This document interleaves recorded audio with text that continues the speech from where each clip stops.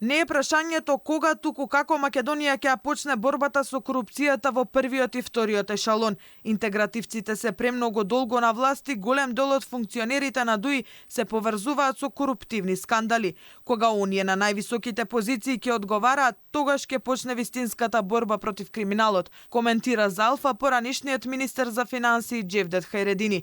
Без да кулминира нема почеток на разврската, дециде Хајредини. Механизмите на заштита на лидерите на тие од првиот ешалон прво го имат како заштитен бедем министрите и директорите, кои јавно изјавуваат дека нас ни е шеф Али Амети, затоа што тој не именува на тие функции.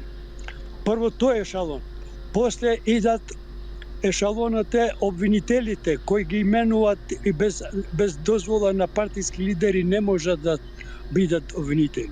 После идат судиите, после идат полициските патроли кои не одат да ги фатат и кога пукат, а не кога крадат. Кога пукат, убиват, рануват и така натаму. Така да ова на врвот на ова пирамида, кога ќе почне од врвот, тоа не се знаат каде ќе заврши тоа. Не единствена Рами Смерко. Во македонското општество има многу коруптивни личности кои се на функции со години. Лидерот на ДУИ Али Амети нигде не коментира ништо, иако по четврт пат го кандидираше за претседател општо познато. И не е само тој, а можда и не е најголемиот. Треба да почне борба сериозна против, независно од последиците. Јас сум свесен за последиците за политичката состојба во Македонија и така натаму. Меѓутоа, повикување на тоа дека правиме Европски фронт за